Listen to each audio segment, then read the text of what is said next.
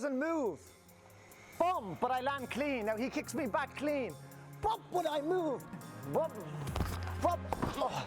And I take forever. I'm taking ages to get back up off the floor. Hello guys, my name is Olin. I'm the owner of Lionheart Muay Thai here on Koh Samui. So today's video, we're going to talk a little bit about how the round structure works in traditional Muay Thai, and also a little bit about high scoring techniques, what to look for and what not to do. So starting off with the rounds, okay? People often look at traditional 5-round Muay Thai, they see in round 1 is very slow. I want to just explain a little bit about the reason why round 1 starts off slow. Muay Thai is judged over the course of 5 rounds.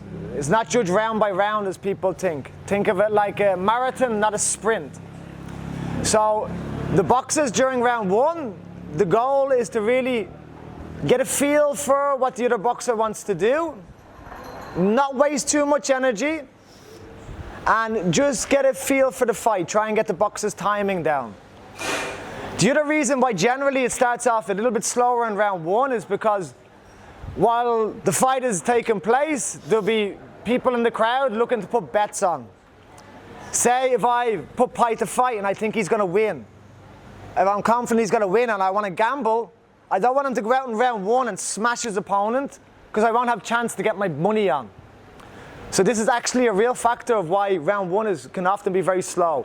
They're literally trying to wait till the cornermen are out to get some money on in the crowd. Then people will often notice that round 3 and round 4, the action really picks up. It starts to get really heated. That's because in Thailand, round 3 and round 4 are traditionally the money rounds. Like, these are the big rounds, the ones you really have to go out and put a big impression on. It's no good starting hard in round 1 and then running out of power on round 4.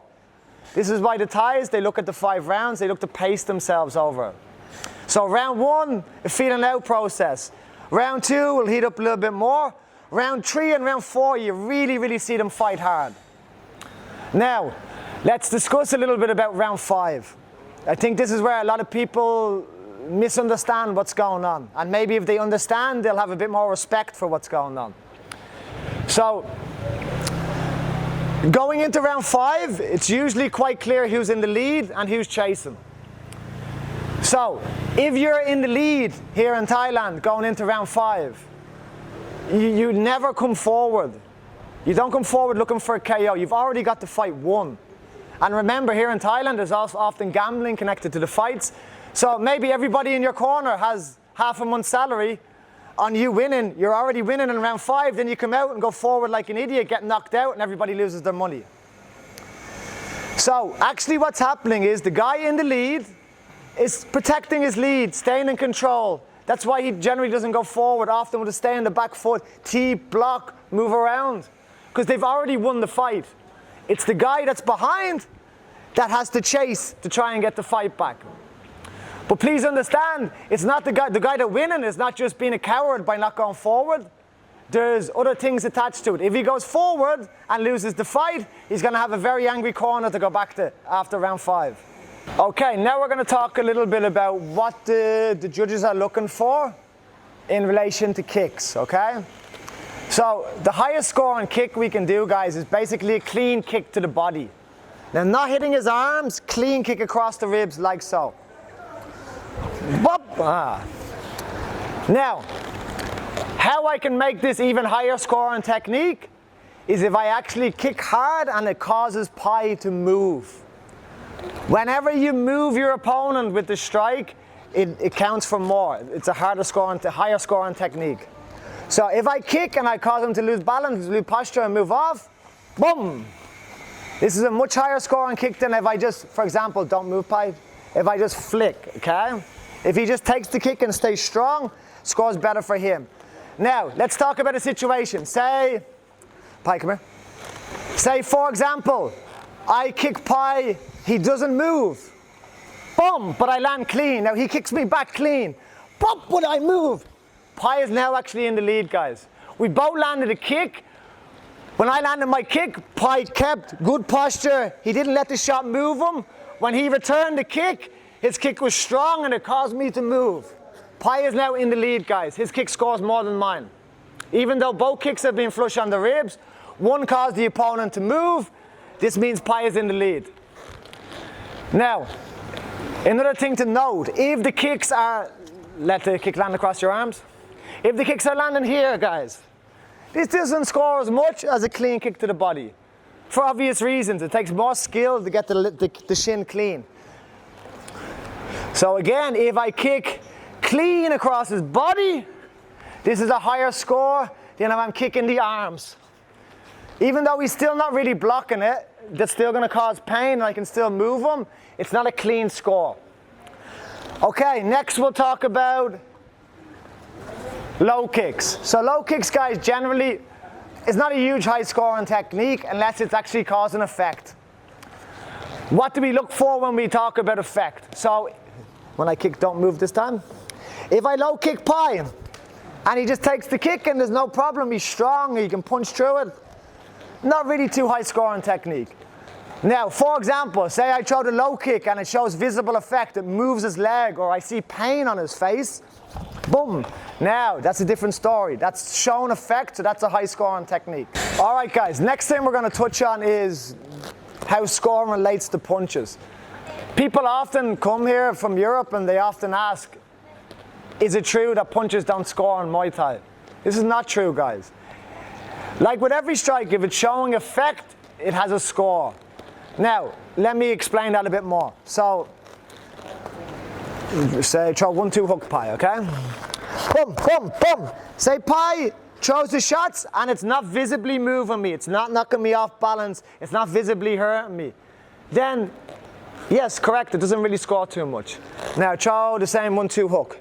So, boom, boom, boom. Say now, okay, the hook caught me and it off balanced me. Now this is a scoring punch because the punch is shown effect. Not shots that he's just walking through, eating. If it moves him, if it visibly hurts him, then it shows effect. And that's the same for punches to the head and for punches to the body. If I just body shot Pai, and he's no problem, smiling at me, walking through it, no score. If I body shot Pai and you see his posture break, boom, and you see pain in him, that's a big score, because you've shown effect. In terms of straight punches, hooks, uppercuts, they all score the same in regards to that. It's all about, whatever shot it is, making it show effect on your opponent, whether that's by visibly hurting them or by off-balancing them. Okay, now we're going to discuss about how scoring relates to the knee in Muay Thai. So, if I knee Pai, so this is a very high scoring technique, a straight knee, okay? If I knee him and again, he just eats the shot, you can see he's visibly not hurt at all, starts answering back, punching through the shot. It's not a massive score, guys. But if I knee and I break his posture, now this is a big score because you've shown effect with the shot. Now, a long straight knee, guys, will score better than, for example, a side knee from the clinch. So again, a knee down the middle, breaking his posture, is going to be a higher score than a side knee. And the reason being is its effect and its difficulty to land. Okay, guys, the last point I want to go through in relation to scoring is something that I see a lot of the Western boxers that come over to join us here in Samui, a mistake a lot of them make.